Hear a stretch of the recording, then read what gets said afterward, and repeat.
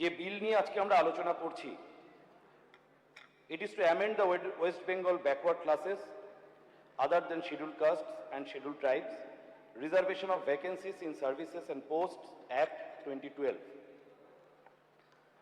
এই আলোচনায় সময় মাত্র 13 মিনিট, কিন্তু এটা 14 বছরে একটা যুদ্ধের ইতিহাস। আমি যদি প্রথমেই বলি যে it is an classic example of intellectual dishonesty, অর্থাৎ বুদ্ধিজীবী সুলভ মিথ্যাচারের এটা একটা দুর্দান্ত উদাহরণ হতে পারে আইন জগতের এবং সংসদের সামনে। It is also an exceptional example of institutional corruption, অর্থাৎ প্রাতিষ্ঠানিক দুর্নীতিরও এটা একটা খুব কালো অধ্যায়, যার বিরুদ্ধে আমাদের সম্মানীয় মুখ্যমন্ত্রী লড়াই ঘোষণা করেছেন। আমি প্রথমেই খুব ছোট করে এর ব্যাকগ্রাউন্ড সম্পর্কে বলতে চাই। মাননীয় অধ্যক্ষ মহোদয়, সোশ্যালি ব্যাকওয়ার্ড ক্লাসেদের আইডেন্টিফাই করার প্রথম প্রক্রিয়া শুরু হয়েছিল কাকা কেলকার কমিশনের মাধ্যমে, যারা রিপোর্ট সাবমিট করেছিল 31শে ডিসেম্বর 1980-তে, যে রিপোর্টটা রিজেক্টেড হয়েছিল। তারপরে এসেছিল মন্ডল কমিশন, যে কমিশন সোশ্যাল, এডুকেশনাল এবং ইকোনমিক ফ্যাক্টরগুলোকে কনসিডার করে স্টিল কাস্টকে একটা কি পয়েন্ট হিসাবে রেখে সোশ্যালি ব্যাকওয়ার্ডনেসকে আইডেন্টিফাই করার প্রক্রিয়া এবং পরামর্শ দিয়েছিল, এবং 27% রিজার্ভেশন সাজেস্ট করেছিল, এবং পরবর্তী সময়ে এই 27% থেকে মডিফাই করে 10% রিজার্ভেশন প্রপোজ করা হয়েছিল এই মন্ডল কমিশনের মাধ্যমে। এরপরে একটা ল্যান্ডমার্ক জাজমেন্ট আসে অনারেবল সুপ্রিম কোর্টের, Indra Sawhney and others versus union of India and others. এর সাইটেশন আমরা পাবো 1992 সাপ্লিমেন্টারি ভলিউম 3 এসসিসি পেজ 847-এ।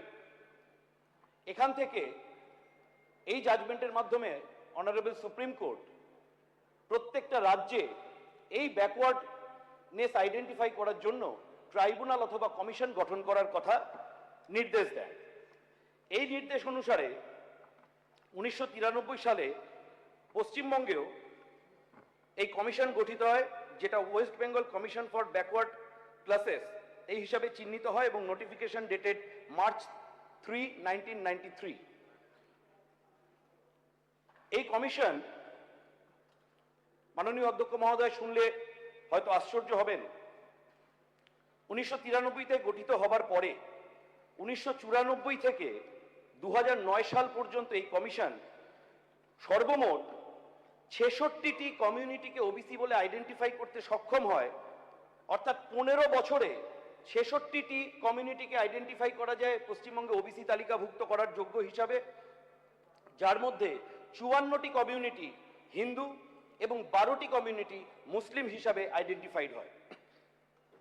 আশ্চর্যের ব্যাপার হলো 2011-তে বিধানসভা নির্বাচন হয়, তার ঠিক এক বছর আগে ফেব্রুয়ারি 8, 2010-এ তৎকালীন বামফ্রন্টের মুখ্যমন্ত্রী বুদ্ধদেব ভট্টাচার্য কলকাতার বুকে একটি প্রকাশ্য জনসভা থেকে ঘোষণা করেন যে পশ্চিমবঙ্গের সরকারি চাকরিতে তৎকালীন সরকার মুসলমানদের, আমি স্পেসিফিক্যালি বলছি মুসলিম ধর্মাবলম্বীদের 10% সংরক্ষণের সুবিধা দেবে।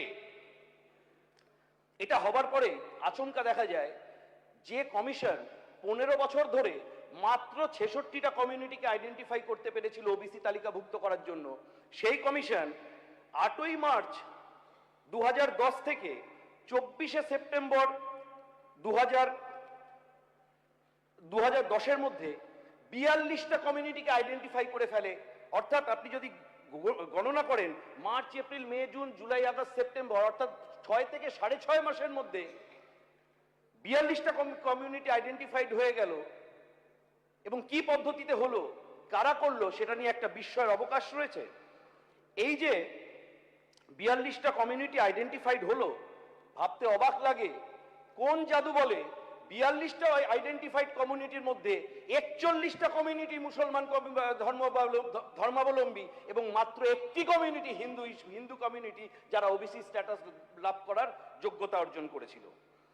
মাননীয় অধ্যক্ষ মহোদয়, এই ঘটনার পরে কমিশন এই টোটাল পূর্বে 66টা এবং পরের 42টা টোটাল 108টা কমিউনিটি ঘোষণা হবার পরে সম্পূর্ণভাবে পদ্ধতিকে উপেক্ষা করে এদেরকে ওবিসি কমিউনিটির মর্যাদা দেয়।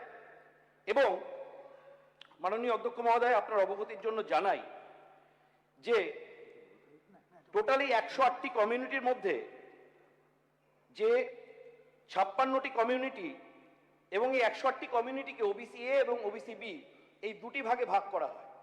ওবিসি এ হিসাবে আইডেন্টিফাই করা হয় মোর backward class among the backward, অর্থাৎ তারা নাকি বেশি পিছিয়ে পড়া, এবং বি হচ্ছে সিম্পলি ব্যাকওয়ার্ড। এই ওবিসি এ তালিকাভুক্ত করা হয় 56টি কমিউনিটিকে, যে 56টি কমিউনিটির মধ্যে দেখা যায় 49টি কমিউনিটি মুসলিম ধর্মাবলম্বী এবং 7টি মাত্র হিন্দু ধর্মাবলম্বী, এবং ওবিসি বি বাকি 52টি ক্যাটেগরিকে রাখা হয়। এই যে 49টি কমিউনিটি ওবিসি এ তালিকাভুক্ত হলো মুসলমান ধর্মাবলম্বীদের মধ্যে থেকে, তাদের মধ্যে 2010 সালের আগে মাত্র আইডেন্টিফাইড হয়েছিল 12টি মুসলিম কমিউনিটি, এবং 2010 সালের এই মাত্র 6.5 মাসের মধ্যে 37টা মুসলিম কমিউনিটিকে ওবিসি এ মর্যাদাভুক্ত করা হয়। অর্থাৎ এই পরিসংখ্যান থেকে এটা খুব পরিষ্কার বোঝা যাচ্ছে যে এই ওবিসি এ ওবিসি বি ক্যাটেগরাইজেশন ক্লাসিফিকেশনের মূল উদ্দেশ্য ছিল সাম্প্রদায়িক তোষণ, সংখ্যালঘু তোষণ এবং সর্বাঙ্গীনভাবে এই সংরক্ষণের সুবিধা মুসলিম ধর্মাবলম্বী ব্যক্তিদের রাজনৈতিক পরিপ্রেক্ষিত থেকে পাইয়ে দেওয়ার জন্য।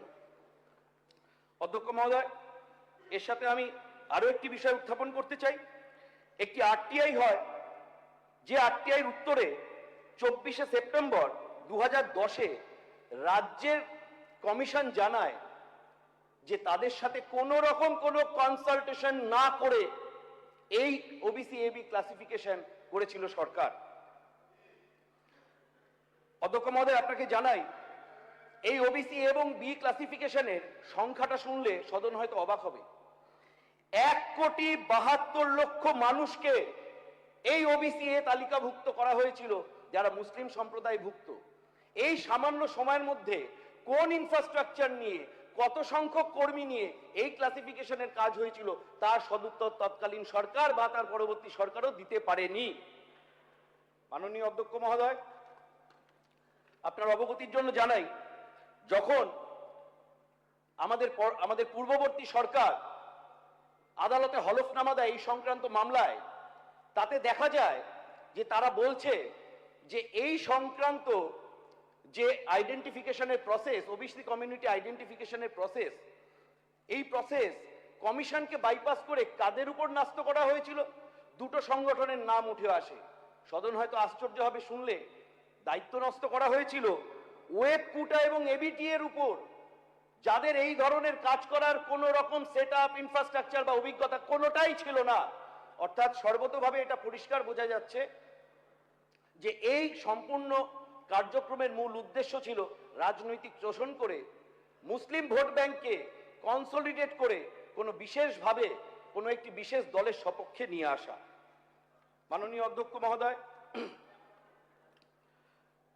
2010-এর নির্বাচনের পরে 2011-য় যখন সরকার পরিবর্তন হলো, দুটি মামলা হাইকোর্টে পেন্ডিং থাকাকালীন, আমি নাম্বার দুটি বলছি, WPO 60 অফ 2011 এবং WPO 587 2012, এই দুটি মামলা আদালতে বিচারাধীন থাকাকালীন যে অ্যাক্টটির আজকে সংশোধনী আমরা প্রপোজ করেছি, সেই অ্যাক্টটি মার্চ 25, 2013-তে পূর্বতন রাজ্য সরকার এই সদনে ইন্ট্রোডিউস করে এবং পাস করে। এর বিরুদ্ধে মামলা হয় WPO 1160 অফ 2012। সেই মামলা পেন্ডিং থাকাকালীনও আরো নতুন 37টি কমিউনিটিকে ওবিসি তালিকাভুক্ত করা হয়। অর্থাৎ আমরা এখানে দেখতে পেয়েছি যে এখানে আমরা সদনের সামনে পরিষ্কার হবে যে এই মামলায় Kolkata high court, honourable Calcutta high court বারে বারে জুডিশিয়ারির লেজিসলেচারের মান্যতাকে ঊর্ধ্বে তুলে ধরতে চেয়েছেন, কিন্তু তৎকালীন সরকার এই সদনে বসে এই লেজিসলেচারের মান্যতাকে অবমর্যাদাকর করেছেন। মাননীয় অধ্যক্ষ মহোদয়, আমি খুব সংক্ষেপে এই যে সংশোধনীগুলি আনা হয়েছে তার বিষয়ে খুব ছোট্ট করে কয়েকটি কথা বলতে চাই।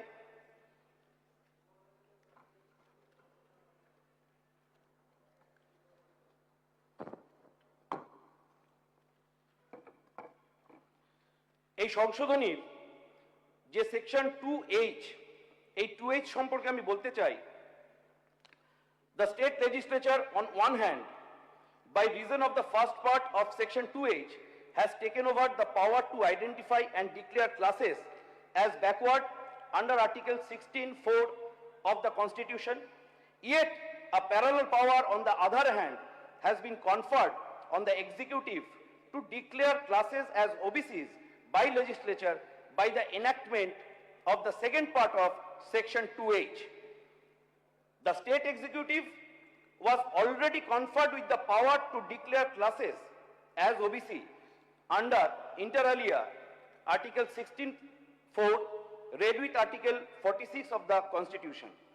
The state legislature in its wisdom chose to enact law and streamline the process of declaring classes as OBCs and make provisions for its implementation by way of the Act of 2012. To therefore parallelly reserve similar powers once again to the executive under a statute is ex facie illegal and arbitrary.